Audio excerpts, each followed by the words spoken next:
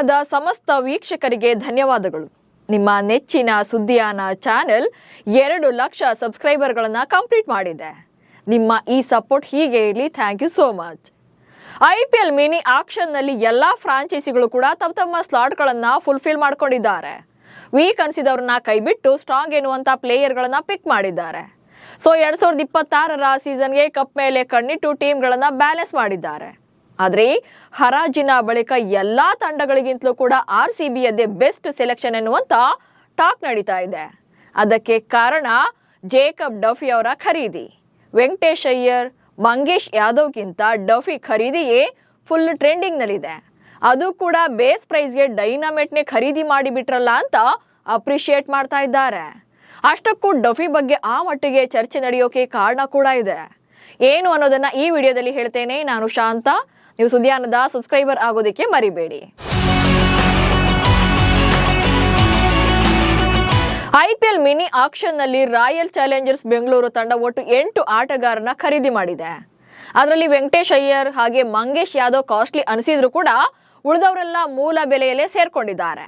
ಆದರೆ 2 ಕೋಟಿ ರೂಪಾಯಿ ಮೂಲ ಬೆಲೆಗೆ ಬಂದಿರುವಂತ ಜೇಕಬ್ ಡಫಿ ಅವರ ರಿಯಲ್ ಸ್ಟ್ರೆಂತ್ ಏನು ಅನ್ನೋದು ಎಲ್ಲಾ ಫ್ರಾಂಚೈಸಿಗಳಿಗೆ ಗೊತ್ತಿದ್ರೆ ಬಹುಶಃ ಮಿನಿ ಆಕ್ಷನ್ ನಲ್ಲಿ one of the costliest player ಆಗ್ತಾ ಇದ್ರೋ ಏನೋ. ಆದ್ರೆ ಡಫಿ ಬಗ್ಗೆ ಗ್ರೌಂಡ್ ವರ್ಕ್ ಮಾಡದಂತ ಫ್ರಾಂಚೈಸಿಗಳು ಈಸಿಯಾಗಿ ಬಿಟ್ಕೊಟ್ರು. ಆದ್ರೆ RCB ಡಫಿ ಅವರ ಆಳ ಅಗಲವನ್ನೆಲ್ಲ ಕೆದಕಿ ಬಿಡ್ ಮಾಡಿತ್ತು. ಫೈಟ್ ಇಲ್ಲದೆ ಈಸಿಯಾಗಿ ಮೂಲ ಬೆಲೆಯಲ್ಲೇ ಡಫಿಯನ್ನ ತಂಡಕ್ಕೆ ಸೇರಿಸಿಕೊಂಡಿದೆ. ಈಗ ಡಫಿ ಪರ್ಫಾರ್ಮೆನ್ಸ್ ನೋಡಿ ಎಲ್ಲರೂ ಕೂಡ ಸ್ಟನ್ ಆಗಿದ್ದಾರೆ. ಪದಾರ್ಪಣೆ ವರ್ಷದಲ್ಲೇ ಟೆಸ್ಟ್ ಕ್ರಿಕೆಟ್ನಲ್ಲಿ ಡಫಿ ಇತಿಹಾಸ. ಜೇಕಬ್ ಡಫಿ ನ್ಯೂಜಿಲೆಂಡ್ ತಂಡದ ವೇಗದ ಬೌಲರ್.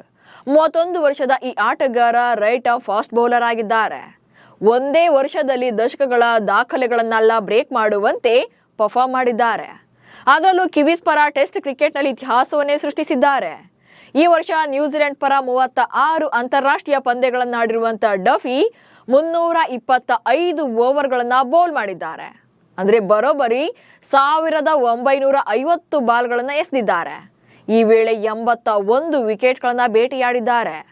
ಈ ಮೂಲಕ 2025ರ ಕ್ಯಾಲೆಂಡರ್ ವರ್ಷದಲ್ಲಿ ಅತಿ ಹೆಚ್ಚು ವಿಕೆಟ್ಗಳನ್ನ ಬೇಟೆಯಾಡಿದ ಬೌಲರ್ ಎನಿಸಿಕೊಂಡಿದ್ದಾರೆ.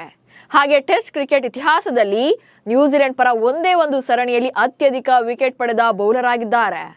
ತವರಿನಲ್ಲಿ ಇತ್ತೀಚೆಗೆ ನಡೆದಂತ ಟೆಸ್ಟ್ ಸರಣಿಯಲ್ಲಿ ವಿಂಡೀಸ್ ಪಡೆ ವಿರುದ್ಧ 23 ವಿಕೆಟ್ಗಳನ್ನ ಉರುಳಿಸಿ ದಾಖಲೆ ಬರೆದಿದ್ದಾರೆ.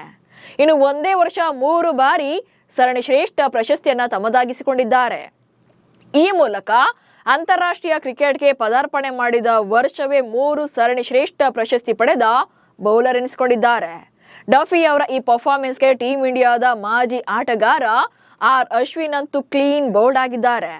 ಈ ಬಗ್ಗೆ ತಮ್ಮ ಎಕ್ಸ್ ಖಾತೆಯಲ್ಲಿ ಸುದೀರ್ಘವಾಗಿ ಬರ್ಕೊಂಡಿದ್ದು RCBಯ ನಡೆಯನ್ನ ಕೊಂಡಾಡಿದ್ದಾರೆ.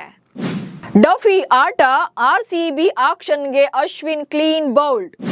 ಜೇಕಬ್ ಡಫಿ ಎಂಥ ಕ್ವಾಲಿಟಿ ಪ್ಲೇಯರ್ ಅನ್ನೋ ಬಗ್ಗೆ ಅಶ್ವಿನ್ ತಮ್ಮ ಎಕ್ಸ್ ಖಾತೆಯಲ್ಲಿ ಸುದೀರ್ಘವಾಗಿ ಬರೆದುಕೊಂಡಿದ್ದಾರೆ. ಜೇಕಬ್ ಡಫಿ ಎಂಥ ಕ್ರಿಕೆಟಿಗನಾಗಿ ಹೊರಹೊಮ್ಮತಾ ಇದ್ದಾರೆ. 2025 ಅವರ ಪ್ರಬುದ್ಧ ವರ್ಷವಾಗಿದೆ.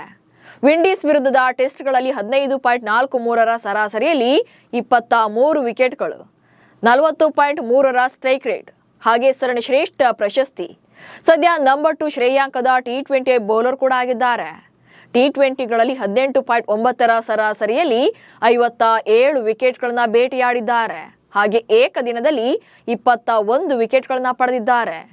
7.89ರ ಎಕಾನಮಿ ರೇಟ್ ಹಾಗೆ 53.1ರ ಪ್ರತಿಶತ ಡಾಟ್ ಬಾಲ್ ರೇಟ್ನೊಂದಿಗೆ 2025ರ ಸೆನ್ಸೇಷನಲ್ ಪ್ಲೇಯರ್ ಆಗಿ ಹೊರಹೊಮ್ಮತಾ ಇದ್ದಾರೆ.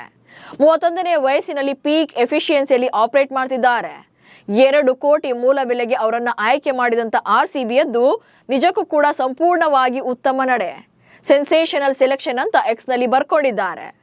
ಸದ್ಯ ಜೇಕಬ್ ಡಫಿ RCBಗೆ ಬಂದದ್ದು ಆನೆ ಬಲ ಬಂದಂತಾಗಿದೆ. ಆಕ್ಷನ್ನಲ್ಲಿ ಇವರನ್ನ ಖರೀದಿ ಮಾಡಿದಾಗ ತುಂಬಾ ಜನರಿಗೆ ಇವರ ಬಗ್ಗೆ ಐಡಿಯಾನೇ ಇರಲಿಲ್ಲ. ಆದ್ರೆ ಈಗ ಇಡೀ ಜಗತ್ತೇ ತಮ್ಮ ಬಗ್ಗೆ ಮಾತನಾಡುವಂತೆ ಮೈದಾನದಲ್ಲಿ ಅಬ್ಬರಿಸಿದ್ದಾರೆ. ಡಫಿ ಅವರ ಫಾರ್ಮ್, ಪರ್ಫಾರ್ಮೆನ್ಸ್, ಅಟ್ಯಾಕಿಂಗ್ ಸ್ಟೈಲ್ ನೋಡಿ RCB ಮ್ಯಾನೇಜ್ಮೆಂಟ್ ಅಂತೂ ಫುಲ್ ಥ್ರಿಲ್ ಆಗಿದೆ. 2026ರ IPLನಲ್ಲಿ RCB ಬೌಲಿಂಗ್ ವಿಭಾಗಕ್ಕೆ ಜೋಶ್ ಹೇಜಲ್ವುಡ್ ಜೊತೆಗೆ ಡಫಿ ಕೂಡ ಟ್ರಂಪ್ ಕಾರ್ಡ್ ಆಗ್ತಾರೆ ಅನ್ನೋದು ಗೊತ್ತಾಗಿದೆ. ನೆಕ್ಸ್ಟ್ ಸೀಸನ್ ಅಲ್ಲಿ RCB ಸ್ಕ್ವಾಡ್ ನೋಡ್ತಾ ಇದ್ರೆ ಸೆಕೆಂಡ್ ಕಪ್ ಲೋಡಿಂಗ್ ಅನ್ನೋ ಥರನೇ ಇದೆ. ಸೊ ನಿಮ್ಮ ಪ್ರಕಾರ RCB ಫೈನಲ್ ಟೀಮ್ ಹೇಗಿದೆ?